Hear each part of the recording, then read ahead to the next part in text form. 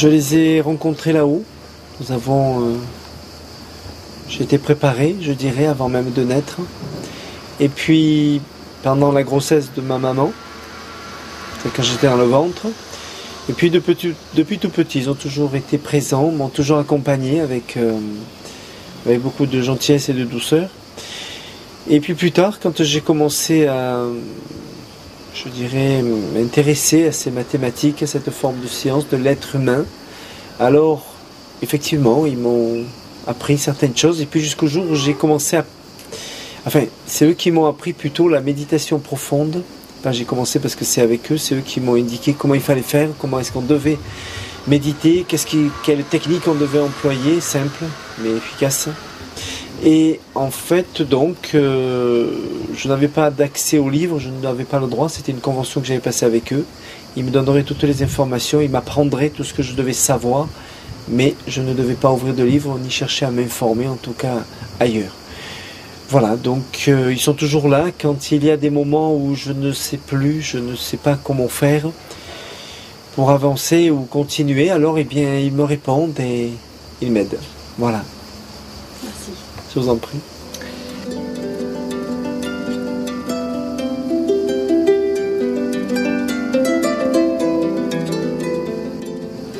Alors, bien sûr, lorsque quelqu'un est malade, a une maladie, un cancer ou peu importe, il ne faut surtout pas penser que l'on paye quelque chose ou que l'on est coupable de quelque chose. Certainement pas, sûrement pas. Nous sommes tous responsables des uns et des autres et nous n'en avons pas assez conscience. Nos erreurs à travers la planète, à travers notre orgueil, c'est pas forcément nous qui les payons, c'est souvent les autres. Alors que penser de cela? Je dirais de faire l'effort à chacun pour essayer d'être plus vivant, d'être plus vrai dans notre vie, plus près de la vérité, de la réalité, et non pas faire semblant et d'être dans un monde, je dirais, matériel et d'orgueil. Voilà. Je pense que l'ère spirituelle a un rôle important et va permettre effectivement d'aider à régler beaucoup de ces problèmes.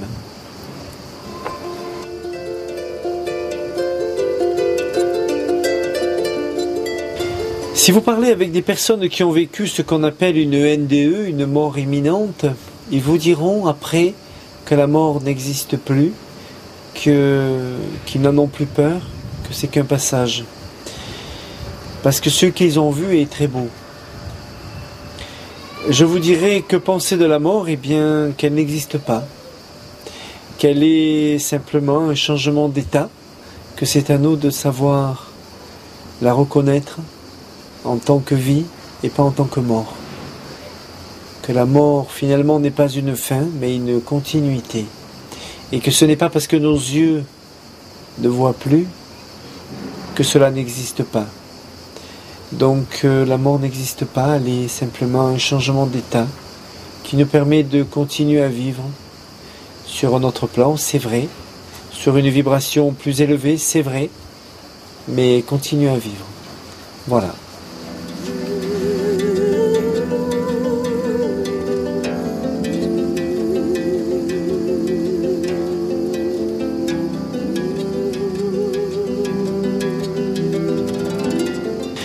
Bien sûr, il existe dans notre cerveau 3 éléments principaux. Nous avons ce qu'on appelle la conscience, notre pensée, notre intellect, ce que l'on va pouvoir, qui va nous permettre d'analyser les choses, de pouvoir les interpréter, de pouvoir mémoriser, de pouvoir vivre, je dirais, comme tout le monde. Et puis il y a ce que j'appellerais un écran, un vide, qui permet justement à l'homme de pouvoir prendre du recul sur la vie, sur leurs problèmes, parfois. Ce vide-là correspond à ce que l'on appellera un voyage astral. Quand les personnes, par un accident ou par une maladie et autres, tombent dans ce qu'on appelle le coma, eh bien c'est dans cette phase-là qu'ils tombent dans le coma. C'est je vous disais à l'instant, comme un écran protecteur, comme un château qui a des remparts, qui protège en fait cette forme d'intelligence sur laquelle j'essaie d'expliquer, sur lequel des cellules sont en attente, sont en réserve, aux capacités gigantesques. Ces cellules-là, on ne peut y accéder que par une façon, c'est par ce qu'on appelle le tout, par l'ensemble. D'une façon plus, je dirais, simple, je vous dirais ce qu'on appelle l'amour universel. C'est à travers cette forme d'amour que ces cellules peuvent être activées, mises en évidence, parce qu'en fait nous venons d'un tout, et le tout fait le un. Le un fait le tout et le tout fait le un, ce qui veut dire que c'est par le tout que nous retournerons au un. Et c'est grâce à ça que l'on va pouvoir développer une forme d'intelligence beaucoup plus élaborée, dans ces cellules aux fréquences beaucoup plus élevées, qui ont un accès elles-mêmes à travers les atomes, sur les atomes. Par exemple, si je vous donne une parenthèse sur les atomes, ce n'est qu'une parenthèse, lorsque l'on part sur un état de méditation profonde et que l'on se fond dans le tout, on arrive à rentrer dans ce qu'on appelle le plus petit. Lorsqu'on rentre dans le plus petit, il y a deux accès pour je dirais une connaissance. Une, ce qu'on appelle le savoir, c'est-à-dire la connaissance par le savoir, on est informé de quelque chose, ça se passe comme ça et comme ça. Et un autre point qui est celui que l'on voit, et interprété aussi par une forme de connaissance évidente, c'est-à-dire que les informations coulent de source avec, je dirais, ce que l'on voit. Par exemple, lorsqu'on se fond dans le plus petit, que l'on va à des dizaines, des centaines de fois plus petit que l'atome, on s'aperçoit qu'effectivement, on arrive à rentrer dans ce qu'on appelle, moi j'appellerais, le cœur de l'atome. Et ce cœur-là, eh bien, les microscopes ne permettent pas d'y atteindre aujourd'hui. Mais lorsque l'on y va, il y a à l'intérieur comme des traits qui sont ondulés, des traits qui sont de couleur opaque.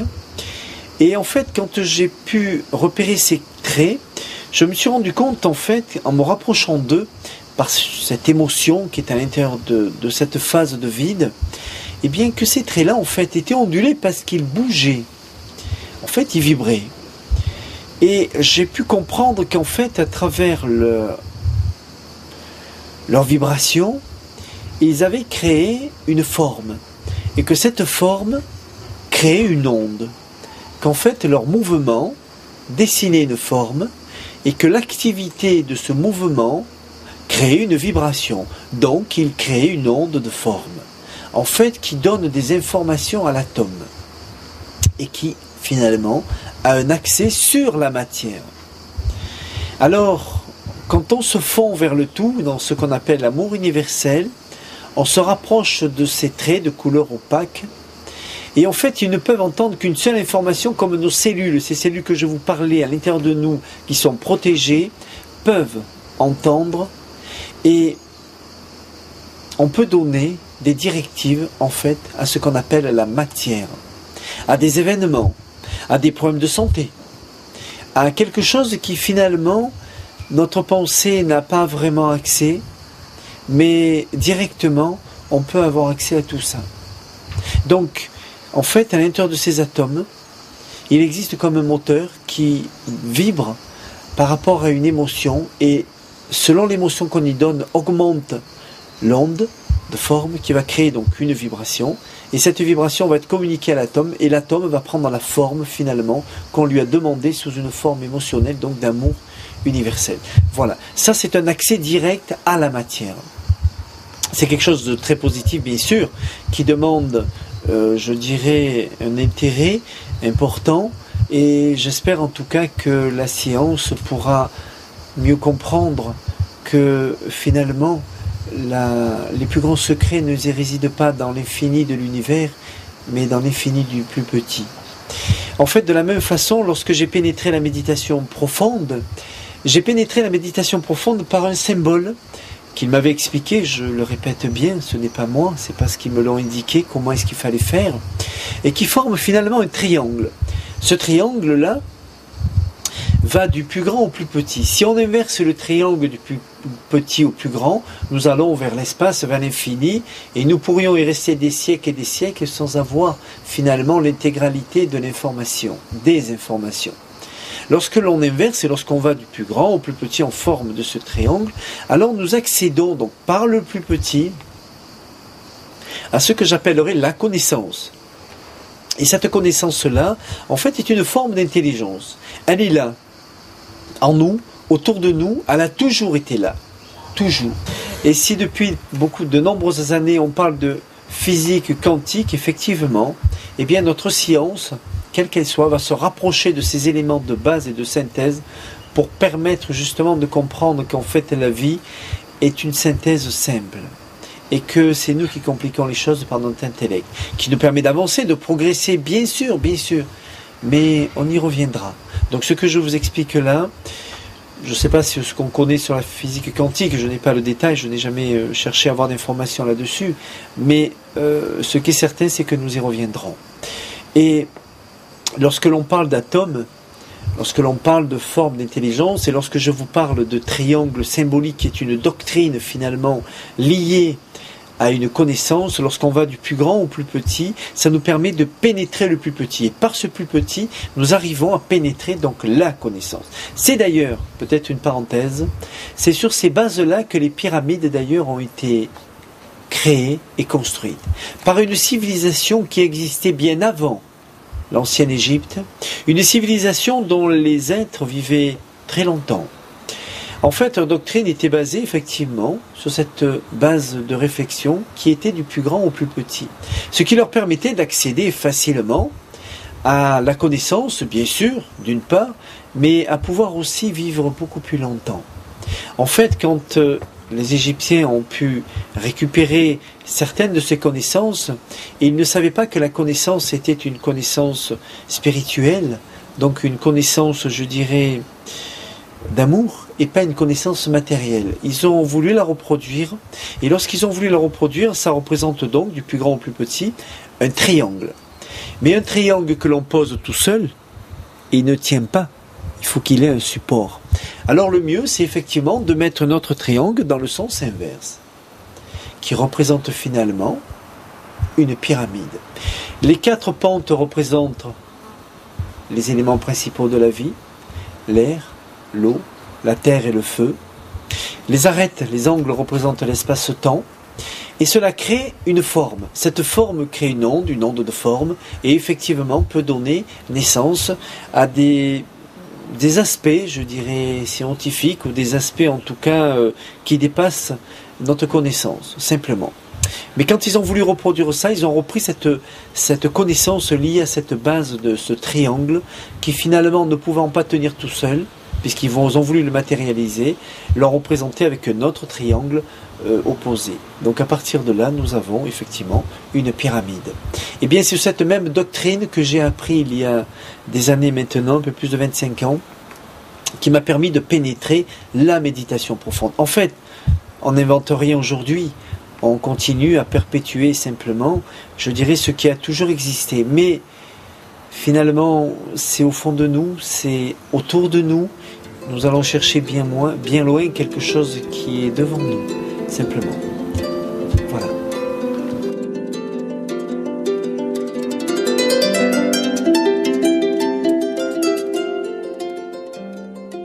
Alors, est-ce que la haine et l'égoïsme vont rester? Heureusement non. Heureusement, parce que nous aurons beaucoup de soucis à nous faire, parce que si à travers notre égoïsme et cette haine et le modernisme que nous utilisons aujourd'hui, nous développions ces capacités, je ne vous dis pas les dégâts. Non, c'est en train de s'atténuer doucement, parce que des personnes sont en train de se réunir régulièrement, font des conférences un peu partout dans le monde, pour essayer justement de parler de paramètres qui permettent de vivre plus simplement, plus naturellement, plus proche de la vie. Alors assurons-nous effectivement cet égoïsme et je dirais tout ce qui entoure l'orgueil de l'homme disparaîtra petit à petit, et tant mieux. Voilà.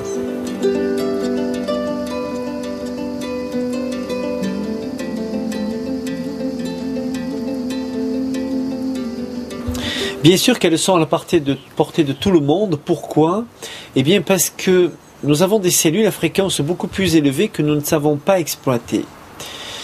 Parfois j'explique en conférence que si des mammifères comme les dauphins arrivent à soigner des enfants, c'est parce qu'ils exploitent justement des parties que nous ne savons pas exploiter. En fait, nous les avons. Ça fait partie de ces capacités justement, de cette partie du cerveau que l'on n'exploite pas. Donc oui, tout le monde y a accès. Vous savez, on vient du tout.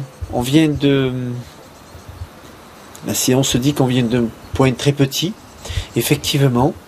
Mais nous oublions effectivement, donc à travers cette, je dirais ces quelques propos, que si nous existons, c'est parce que d'autres existent. Et si d'autres existent, c'est parce que nous existons aussi. Que nous devrions avoir, je dirais, l'obligation de nous protéger les uns et les autres, d'être présents quand quelqu'un est en panne, de pouvoir, je dirais, être là quand quelqu'un est mal, et non pas penser à nous souvent comme nous le faisons d'une façon égoïste. Je dirais le mécanisme, quand on connaît l'intérieur, qu'est-ce qui se passe et comment ça se passe, je vous dirais que même la science est bien loin d'imaginer la capacité que l'être humain peut avoir sur la matière, sur l'univers, sur la nature. C'est infini, c'est gigantesque, simplement.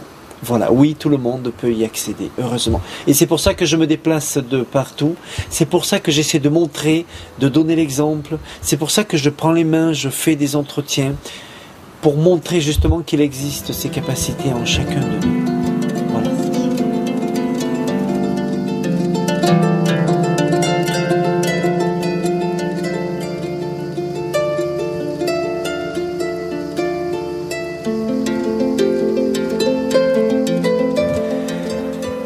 Alors, nous avons fait beaucoup de dégâts sur cette planète.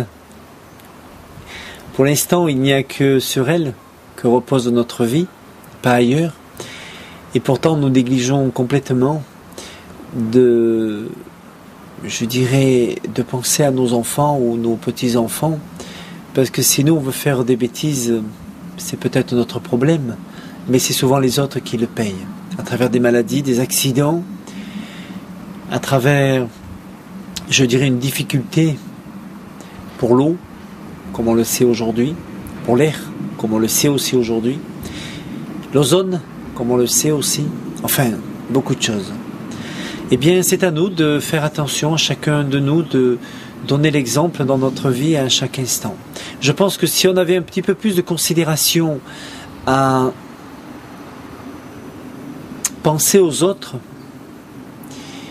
à pouvoir donner l'exemple, à penser que ce n'est pas forcément les autres, mais nous, les responsables, alors je pense que ce serait plus facile et nous aurions avantage à faire de grands pas vers une forme d'intelligence toute simple, qui est celle que l'on dit souvent, que la plus grande intelligence est celle du cœur.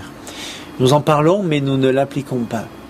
Nous avons souvent appris dans la société à comprendre les choses, à lire, à écrire, à parler, c'est vrai, à apprendre un travail, mais nous n'avons jamais été capables de créer une seule école pour apprendre à aimer. Et ne serait-ce qu'une seule matière. Et pourtant, je peux vous dire que ce que nous parlons là à l'instant, ce que nous sommes en train d'élaborer, même si ce n'est qu'une infime partie de tout ce qu'il y a derrière encore, eh bien, se retrouvera d'ici peu dans les écoles. Dans les facultés d'abord, nous en créerons une matière. On n'appellera pas forcément ça la spiritualité, c'est vrai, mais ça élaborera en tout cas ces points-là que l'homme, à travers ses capacités, peut développer de nouvelles formes d'intelligence. Et puis ira sur les collèges, les lycées, les écoles primaires, et puis remplacera finalement ce qu'on appelait, ou qu'on appelle toujours un peu, l'éducation civique, mais d'une façon plus élaborée, plus universelle, si je puis dire. Donc oui, ça va changer. Qu'est-ce que j'en pense? Eh bien, de bonnes choses, puisque nous allons et nous tendons vers cette forme d'intelligence qui nous permet de nous relier avec le tout.